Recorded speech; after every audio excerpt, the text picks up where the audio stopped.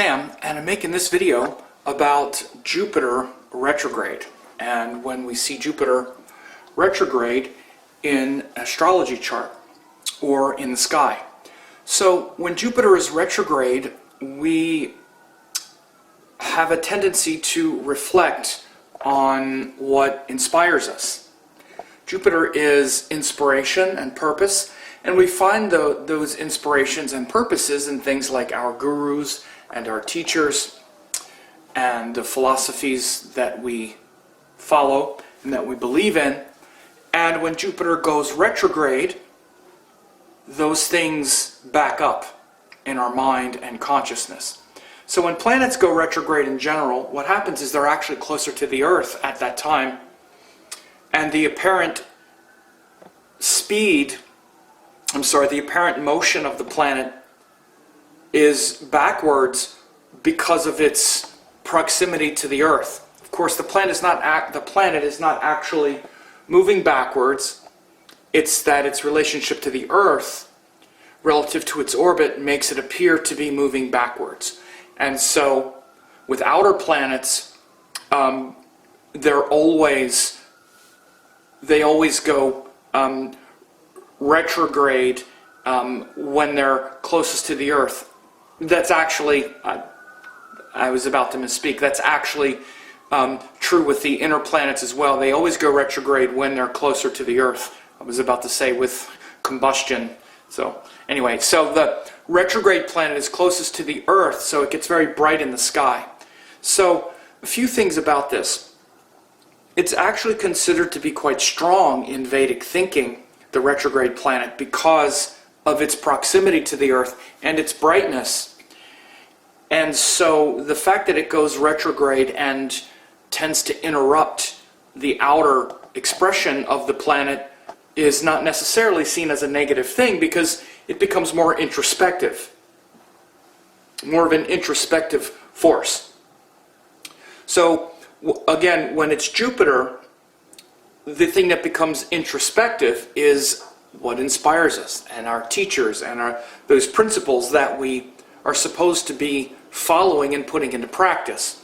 So with each retrograde planet, the principles that they rule, and often the people that they rule, the living karakas, like Jupiter as teachers, Venus as lovers, become disrupted and sources of confusion. And it's that confusion which creates the introspection. So it's like a catalyst for greater reflection on that theme in our life. This is why, again, like everything in astrology, if you ever hear me discuss things, I actually, as much as possible, almost never get into good and bad with any astrological placement. Everything has a potential for benefit and a potential for detriment. And the benefit of the retrograde planet is that introspection, that reflection. And Jupiter and Saturn, for example, the outer planets, or the planets that are the slowest moving, are retrograde for months at a time. Jupiter will be retrograde for 4 months at a time when it happens in the sky. And of course, in a natal chart, it's just that moment. But it's certainly not uncommon to see Jupiter or Saturn retrograde in a natal chart. And so this is because those forces are meant to be forces that we reflect upon. We're supposed to reflect on our teachers and our teachings and question them about a third of the time, which is what we have with Jupiter. And so that's really baked into the process. With Saturn, we're supposed to reflect on our commitments and face those fears and obstacles almost half the time. So Jupiter retrograde shows where, for periods of time, the things that inspire us, which includes the teachers and the teachings, become a source of confusion and a sort of catalyst for greater introspection at that time. So it's kind of like, the thing I also use as a kind of metaphor for retrograde, it's sort of like we do things mechanically often, and we don't notice them until there's a sort of disruption.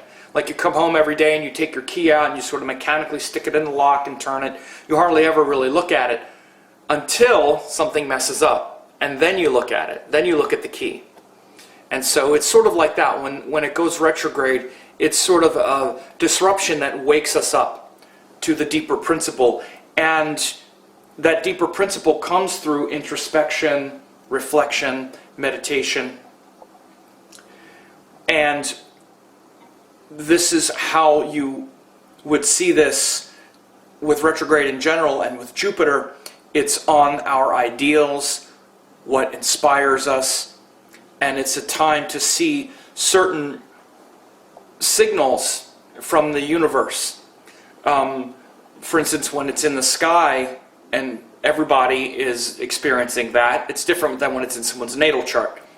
If it's in a natal chart, then that's just the condition of the planet, and that thing becomes a source of confusion quite a lot. Like, for instance, when Jupiter is retrograde, often it can disrupt children, for example.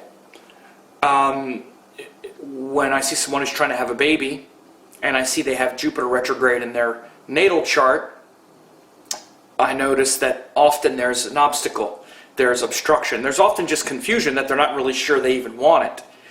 And those more subtle details have to do with the dignity of the planet. Sometimes a retrograde planet creates confusion. Let's say retrograde Jupiter, if it's retrograde in Pisces or Sagittarius or Cancer, often the retrograde isn't because they're trying to do it and they don't, and they can't have it. It's often they're not sure they even want it because their inspirations are towards something higher, and a child is something that actually feels limiting, for example. So that's some of the inside baseball behind it. This is why you can't ever say, well, is it good or bad? Which is, of course, what students want to kind of push you into, because the complexities require more brain power, and we don't want brain power. We want the quick answer. It's not like that. You have to evaluate everything. You have to look at the houses the planets rule, like you have to look at the houses Jupiter rules, and the relationship of that with the individual based on the ascendant, and all kinds of things when you get into an individual chart. But a transit in the sky, which will affect everyone for months at a time, the whole world, we'll see that it's a time for us to reflect on our inspirations and principles and purposes during that entire time. Collectively, you'll say. So when Jupiter goes retrograde, we're collectively reflecting on what inspires us, collectively reflecting on how our leaders and figures that inspire us are actually delivering the attention we're giving them. And you might see corrections in, legal, the legal system and legal remedies and laws, and those kinds of things will get challenged. There can be upheavals, disputes between countries or people. So, because Jupiter rules the legal system as well, so those kinds of things can be reversed or challenged or fought over.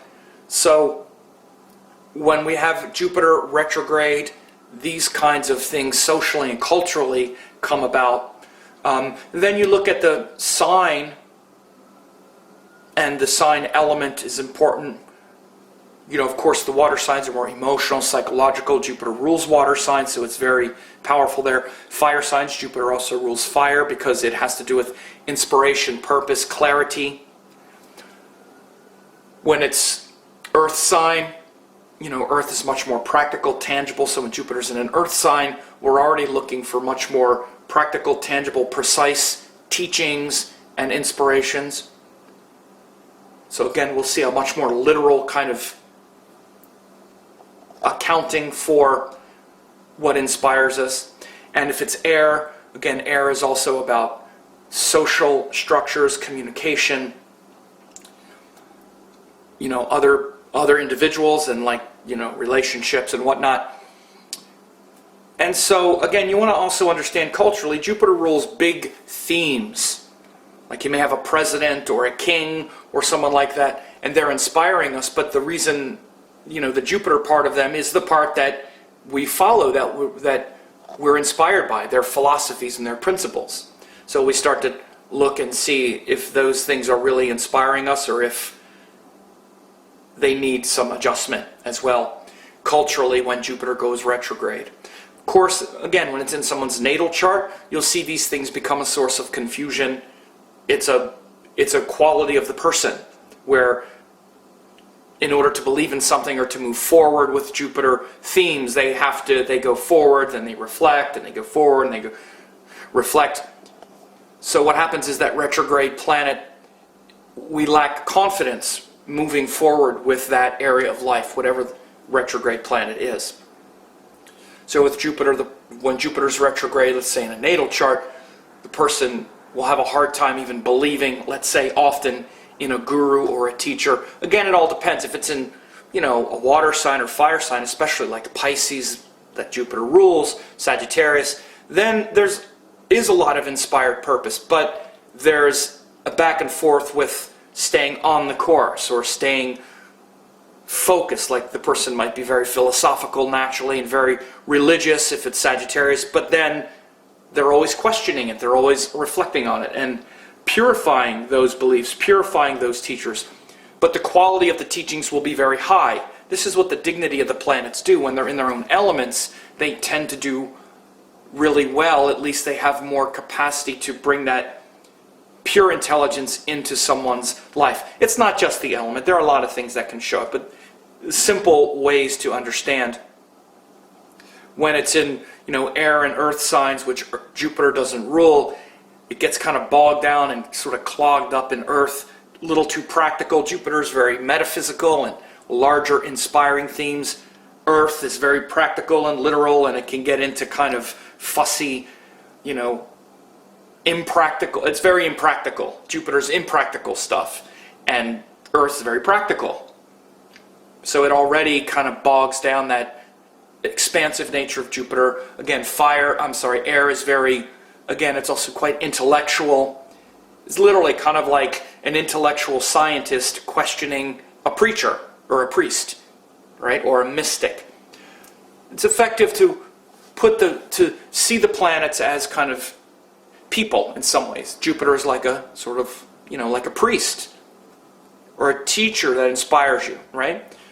So Earth is very practical, which is kind of like a worker, like a laborer. The laborer trusts what's in his hands more than some highfalutin priest, right? Literally.